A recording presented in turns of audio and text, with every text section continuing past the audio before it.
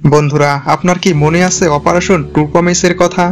কেউ মনে রাখুক আর না রাখুক, ইসরায়েলের শাসক গোষ্ঠী ঠিকই মনে রাখবে।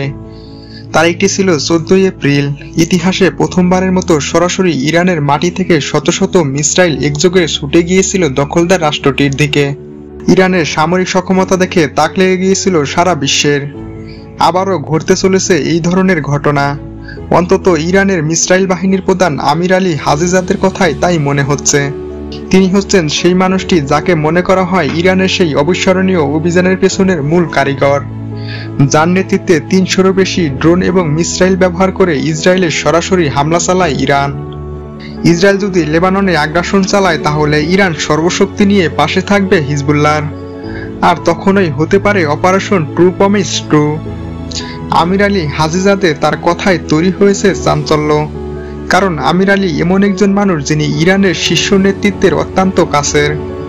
তার কথায় আসন্ন যুদ্ধের ইঙ্গিত স্পষ্ট। ইসরায়েলে ইরানের হামলার রাজনৈতিক এবং আন্তর্জাতিক প্রভাব এতটাই ছিল যার রেশ এখনো বয়ে বেড়াতে হচ্ছে ইসরায়েলকে।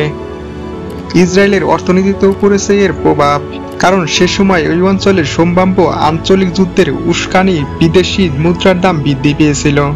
সেই হামলায় অনেকগুলো দেশের ক্ষেপণাস্ত্র প্রতিরক্ষা ব্যবস্থাকে ভেদ করে ইসরায়েলের ভেতরে ক্ষেপণাস্ত্র আঘাত এনেছিল। ইরান আইআরজিসির মুখপাত্র ইসরায়েলে হামলা নিয়ে বলেছিলেন 50 বছর পর ইরান ইসরায়েলের মুখে এমন শক্তিশালী একটি চর মেরেছে। তিনি আরও বলেছিলেন, ইহুদিবাদী ইসরায়েলের বিরুদ্ধে ইরানের শাস্তিমূলক যে অভিযান চালিয়েছে তাতে দেশীয় প্রযুক্তিতে তৈরি করা অস্ত্র ব্যবহার করা হয়েছে।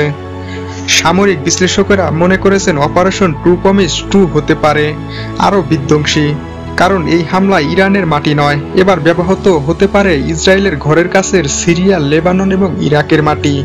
ধারণা করা হয় এর আগের অভিযানটি ছিল প্রতীকী, কিন্তু হিজবুল্লাহর সঙ্গে ইসরায়েলের যুদ্ধ শুরু হলে আসল রূপে আবির্ভূত হবে ইরান। গত কয়েকদিন ধরে ইরানের প্রভাবশালী বিভিন্ন মহল একের পর এক বক্তব্য দিয়ে আসছে এই ইস্যুতে। সবার কথার একটি অর্থ, লেবাননে ইসরায়েলের যে কোনো আগ্রাসন হলেই হিজবুল্লাহর পাশে এসে দাঁড়াবে ইরান। দেশের কূটনৈতিক এবং পররাষ্ট্র সম্পর্ক বিষয়ে কৌশলগত পরিষদের চেয়ারম্যান কামাল খাল রাজীব ব্রিটিশ দৈনিক ফিনান্সিয়াল টাইমকে বলেছিলেন, ইসরায়েল লেবানন আগ্রাসন চালালে একটি আঞ্চলিক যুদ্ধ শুরু হবে এবং তখন ইসরায়েলকে পরাস্ত করতে তেহরান ও প্রতিরোধ পক্ষ তাদের সর্বশক্তি নিয়োগ করবে। তিনি স্পষ্ট করে বলেন, এ ধরনের কোনো পরিস্থিতি তৈরি হলে গোটা মধ্যপ্রাচ্য জুড়ে যুদ্ধ ছড়িয়ে পড়ার আশঙ্কা দেখা দেবে এবং সেক্ষেত্রে ইরান সহ প্রতিটি দেশের যে যুদ্ধে জড়িয়ে পড়ার ক্ষেত্রে সৃষ্টি হবে। ইরানের এই অভিজ্ঞ কূটনৈতিক তাই ইসরায়েল ও মিত্রদের এমন ধ্বংসাত্মক যুদ্ধের দিকে না হাঁটার ব্যাপারে পরামর্শ দিয়েছেন। তিনি বলেছেন, যুদ্ধের বিস্তৃতি কারো স্বার্থ রক্ষা করবে না। আমেরিকা, চীন, রাশিয়া এবং জার্মানির পাশাপাশি হিজবুল্লাহর হাতে সবচেয়ে বেশি রকেট রয়েছে, কিন্তু ইসরায়েলের জনগণ তাদের এই ক্ষেপণাস্ত্র শক্তির সম্পর্কে বুঝতে পারছে না। ইসরায়েলি জেনারেল আমিসাজ জোর দিয়ে বলেন, পুরো লেবাননকে মোকাবেলা করা ছাড়া ইসরায়েল হিজবুল্লাহর সঙ্গে লড়াই করতে পারবে না। যখন সীমান্তে প্রতিদিন হিজবুল্লাহ এবং ইসরায়েলের বর্বর সেনাদের মধ্যে সংঘাত হচ্ছে এবং দখলদার ইসরায়েল হিজবুল্লাহর বিরুদ্ধে সর্বাত্মক যুদ্ধের হুমকি দিয়েছে, তখন ইসরায়েলের জেনারেল আমিসান এসব কথা বলেন।